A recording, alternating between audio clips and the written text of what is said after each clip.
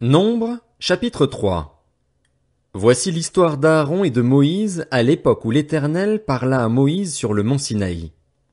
Voici le nom des fils d'Aaron: Nadab, l'aîné, Abihu, Éléazar et Ithamar. Tel est le nom des fils d'Aaron.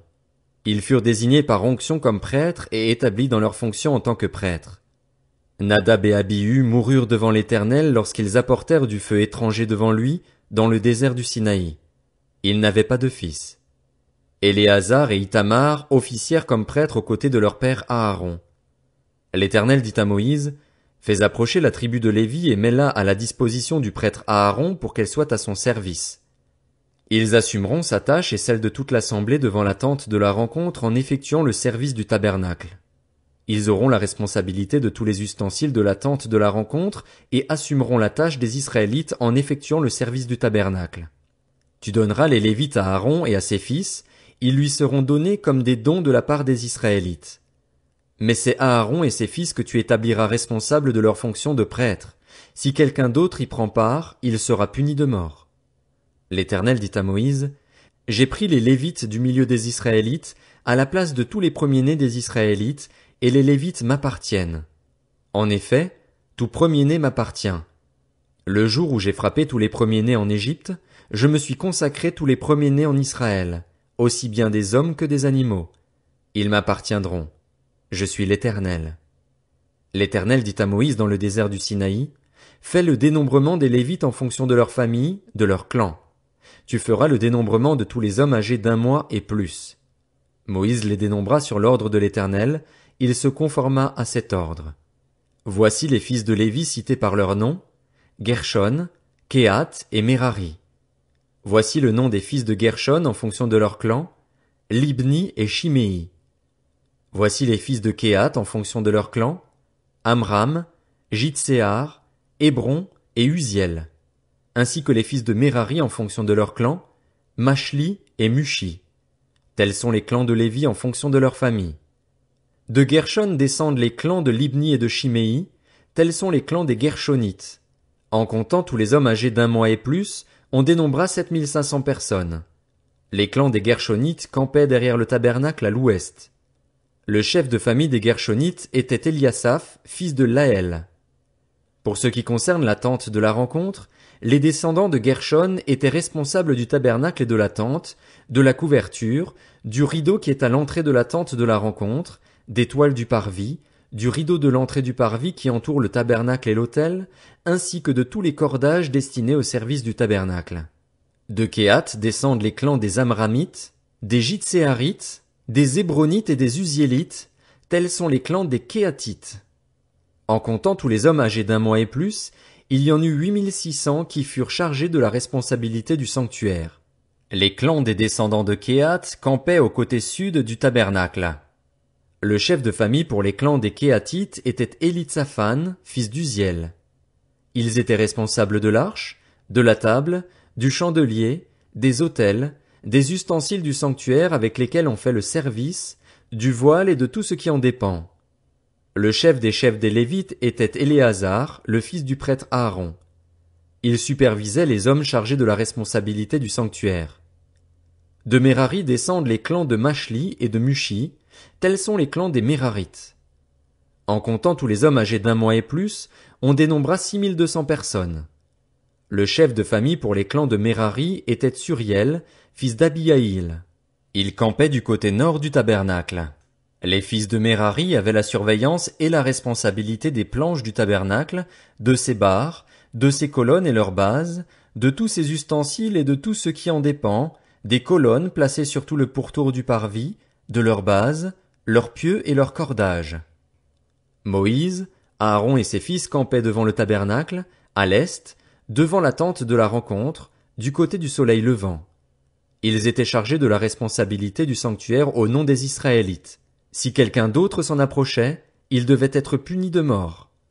Moïse et Aaron dénombrèrent au total parmi les Lévites, sur l'ordre de l'Éternel en fonction de leur clan, 22 000 hommes âgés d'1 mois et plus.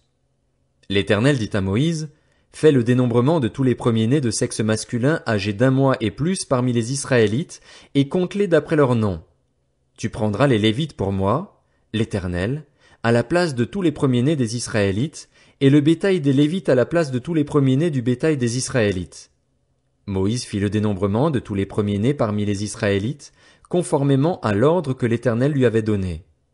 On dénombra au total, en comptant les noms des hommes âgés d'1 mois et plus, 22 273 premiers-nés. L'Éternel dit à Moïse, « Prends les Lévites à la place de tous les premiers-nés des Israélites et le bétail des Lévites à la place de leur bétail. Les Lévites m'appartiennent. Je suis l'Éternel. » Pour le rachat des 273 qui dépassent le nombre des Lévites parmi les premiers-nés des Israélites, tu prendras 5 pièces par personne.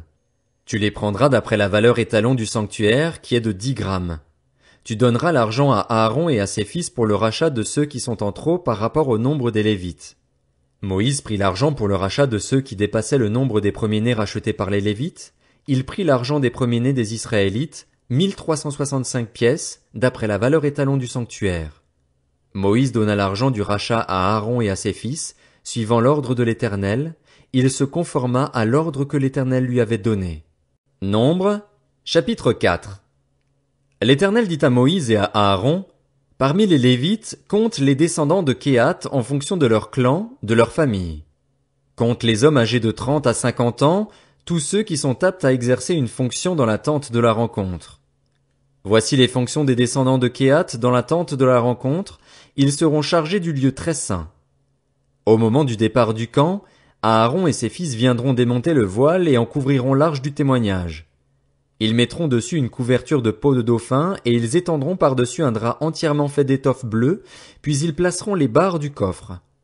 Ils étendront un drap bleu sur la table des pains consacrés et ils mettront dessus les plats, les coupes, les tasses et les gobelets pour les offrandes de produits liquides. Quant au pain, il restera sur la table. Ils étendront sur ces éléments un drap cramoisi, qu'ils envelopperont dans une couverture de peau de dauphin, puis ils placeront les barres de la table. Ils prendront un drap bleu et couvriront le chandelier, ses lampes, ses mouchettes, ses vases à cendre et tous les vases à huile destinés à son service.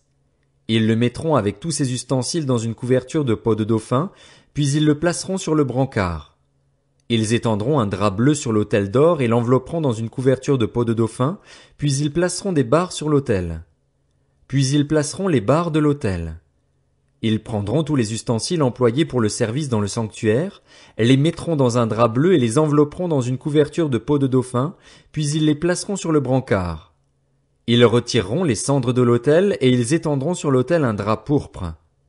Ils mettront dessus tous les ustensiles destinés à son service, les brûle-parfums, les fourchettes, les pelles, les bassins, tous les ustensiles de l'autel, et ils étendront par-dessus une couverture de peau de dauphin, puis ils placeront les barres de l'autel.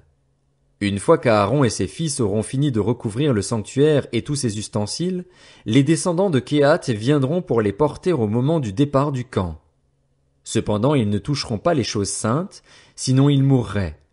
Telle est la charge attribuée aux descendants de Kehath concernant la tente de la rencontre. Éléazar, le fils du prêtre Aaron, sera chargé de la surveillance de l'huile du chandelier, du parfum odoriférant, de l'offrande perpétuelle et de l'huile d'onction. Il sera chargé de la surveillance de tout le tabernacle et de tout ce qu'il contient, du sanctuaire et de ses ustensiles. L'Éternel dit à Moïse et à Aaron, « N'exposez pas la branche des clans des Kéhathites à être exclue du milieu des Lévites. Faites ceci pour eux, afin qu'ils vivent et ne meurent pas quand ils s'approcheront du lieu très saint. Aaron et ses fils viendront et placeront chacun d'eux dans son service et dans sa charge. Ils n'entreront pas pour voir, ne serait-ce qu'un instant, envelopper les choses saintes, sinon ils mourraient. » L'Éternel dit à Moïse, « Compte aussi les descendants de Guershon en fonction de leur famille, de leur clan. Tu feras le dénombrement de tous les hommes âgés de 30 à 50 ans qui sont aptes à exercer une fonction dans la tente de la rencontre. Voici les fonctions des clans des Guershonites, le service qu'ils devront effectuer et ce qu'ils devront porter. Ils porteront les tapis du tabernacle ainsi que la tente de la rencontre, sa couverture et la couverture de peau de dauphin qui se met par-dessus, le rideau qui est à l'entrée de la tente de la rencontre, l'étoile du parvis et le rideau de l'entrée de la porte du parvis qui entoure le tabernacle et l'autel, leur cordage et tous les ustensiles qui en dépendent. Ils effectueront tout le service qui s'y rapporte.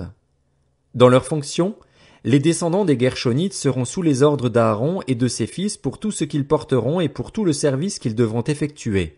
Vous leur confierez la responsabilité de tout ce qu'ils ont apporté.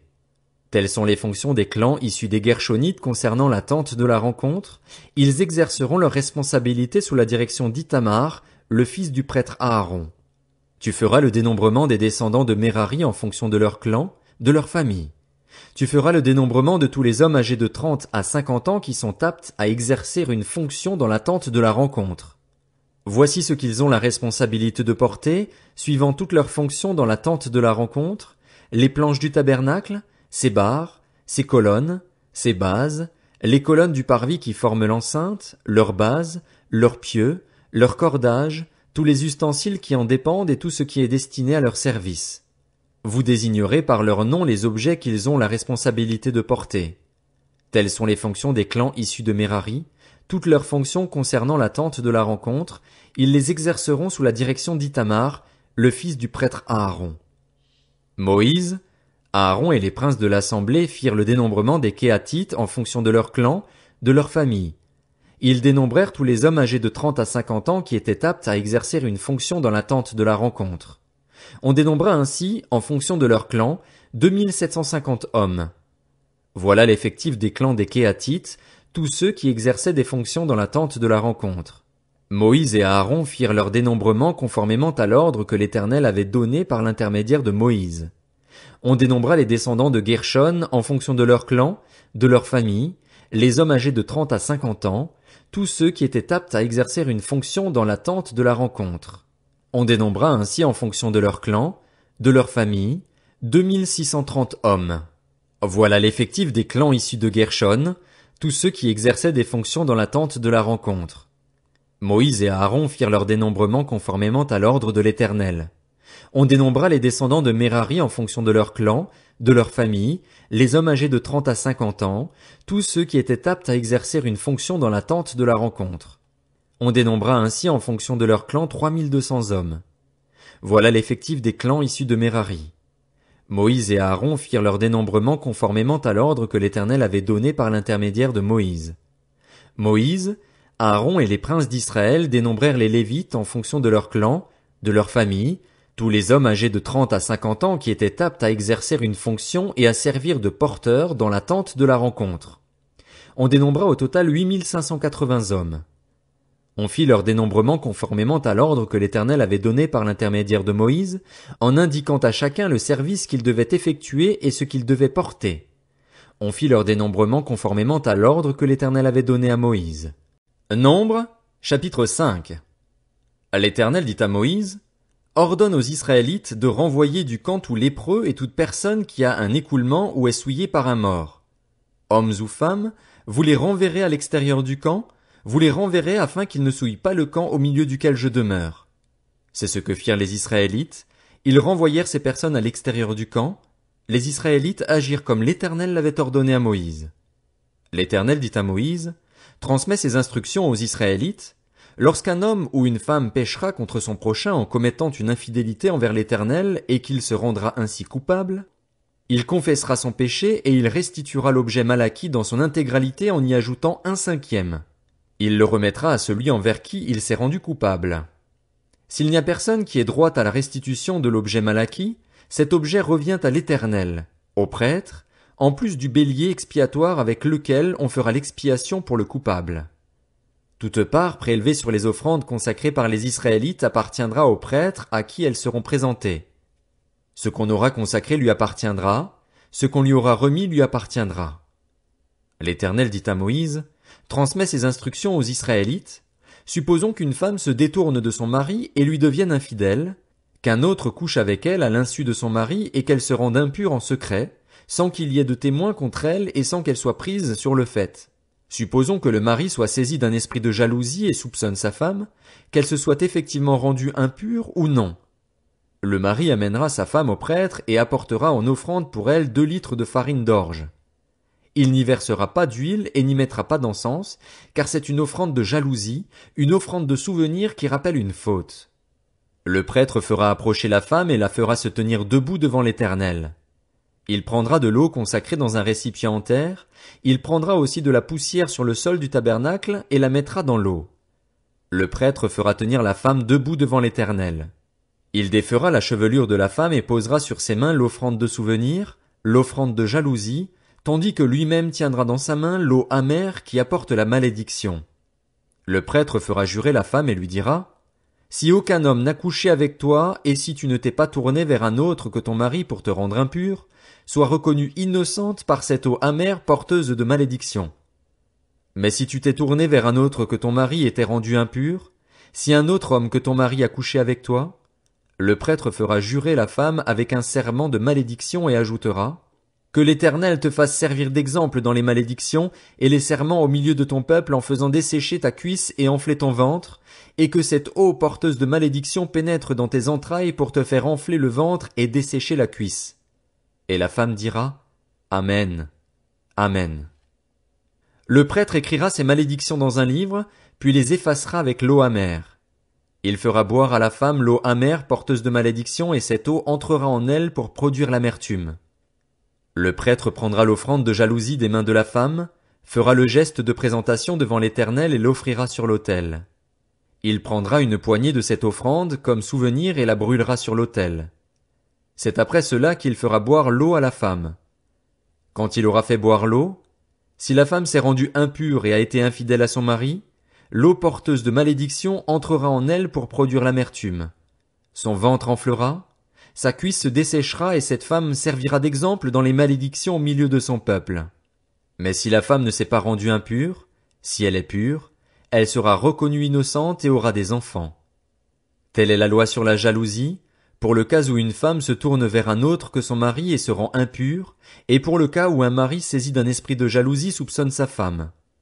Le prêtre la fera se tenir debout devant l'Éternel et lui appliquera cette loi dans son intégralité. Le mari sera considéré comme innocent, mais la femme supportera les conséquences de sa faute. Nombre, chapitre 6. L'Éternel dit à Moïse: Transmets ces instructions aux Israélites. Lorsque quelqu'un, homme ou femme, se consacrera tout particulièrement à l'Éternel en faisant vœu de naziréat, il s'abstiendra de vin et de boissons alcoolisées. Il ne boira ni vinaigre fait avec du vin, ni vinaigre fait avec une boisson alcoolisée. Il ne boira d'aucune liqueur tirée des raisins et il ne mangera pas de raisins ni frais ni secs. Pendant toute la période de sa consécration, il ne mangera rien de ce qui provient de la vigne, depuis les pépins jusqu'à la peau du raisin. Pendant toute la durée de son vœu de naziréat, le rasoir ne passera pas sur sa tête. Il sera saint jusqu'à ce que prenne fin la période pour laquelle il s'est consacré à l'Éternel. Il laissera pousser librement ses cheveux. Pendant toute sa période de mise à part pour l'Éternel, il ne s'approchera pas d'une personne morte.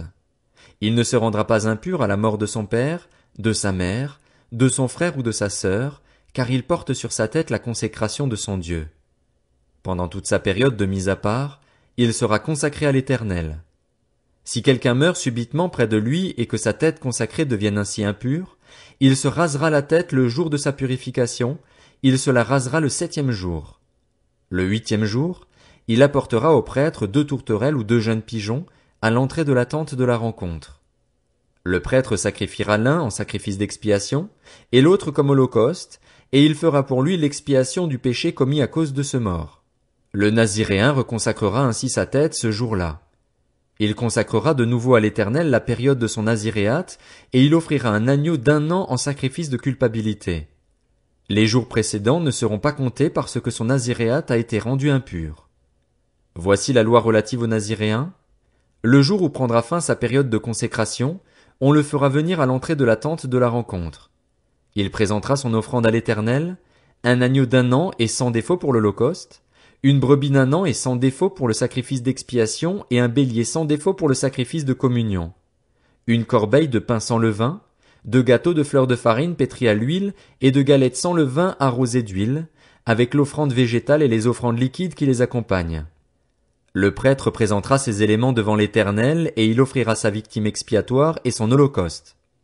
Il offrira le bélier en sacrifice de communion à l'Éternel, en plus de la corbeille de pain sans levain, avec l'offrande végétale et l'offrande liquide qui l'accompagnent. Le naziréen rasera sa tête consacrée à l'entrée de la tente de la rencontre. Il prendra les cheveux de sa tête consacrée et les mettra sur le feu qui brûle sous le sacrifice de communion. Le prêtre prendra la cuisse cuite du bélier, un gâteau sans levain de la corbeille et une galette sans levain. Il les posera sur les mains du naziréen une fois que celui-ci aura rasé sa tête consacrée. Le prêtre fera pour eux le geste de présentation devant l'Éternel. C'est une chose sainte qui appartient au prêtre, avec la poitrine qu'on a présentée et la cuisse prélevée. Ensuite, le naziréen pourra boire du vin. Telle est la loi pour celui qui fait vœu de naziréat. Telle est son offrande à l'Éternel pour son naziréat, en plus de ce que lui permettront ses ressources.